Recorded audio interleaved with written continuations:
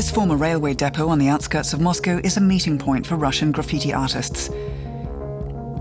It's also Pavel's favorite hangout. He's a street artist who goes by the name P183. In front of the camera, he always wears a balaclava.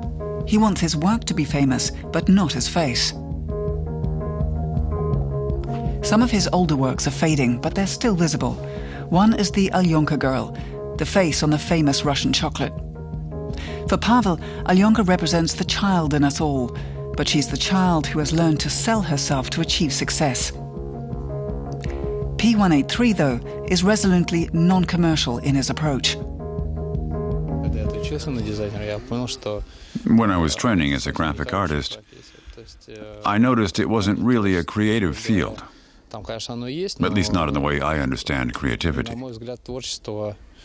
To be a creative artist, you have to work on your own things.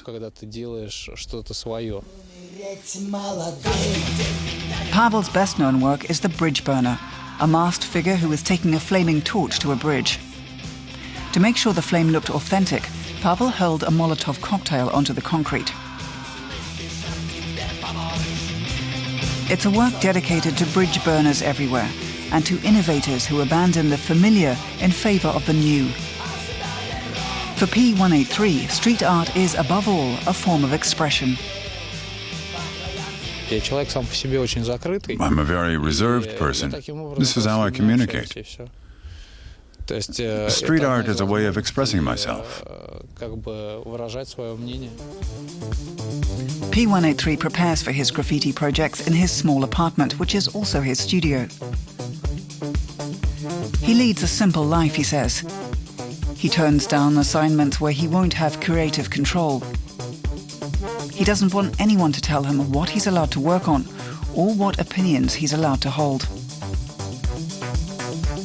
I wouldn't call myself a political artist or one who gets involved in social causes, even though both of those things are important to me.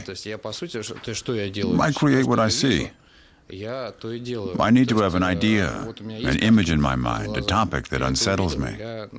Then I create something with it. Pavel films his projects and uploads them to the internet. Last summer, he pasted images of police officers on the glass doors of a metro station. To enter the station, people had to push them aside.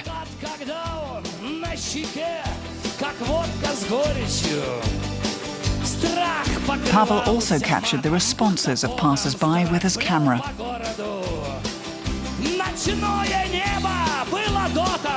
Along with the police cleaning staff are the other great enemies of his work.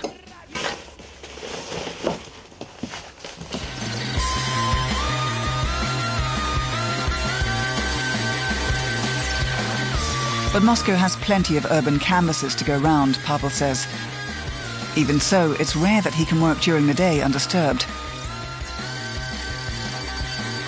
In the center of Moscow, it's nearly impossible. Many Russians still scorn street art and see it as little more than vandalism.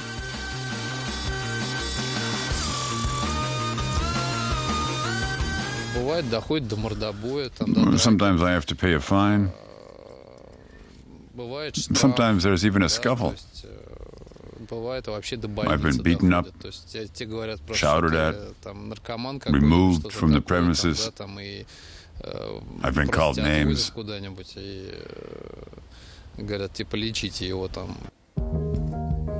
P183 wants his work to grab attention, to make his viewers laugh or think.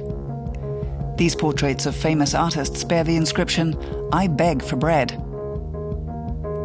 An homage to the struggle of artists everywhere. Perhaps one day, Moscow will look more favorably on street art. But until then, P183 will continue his mission to challenge and provoke.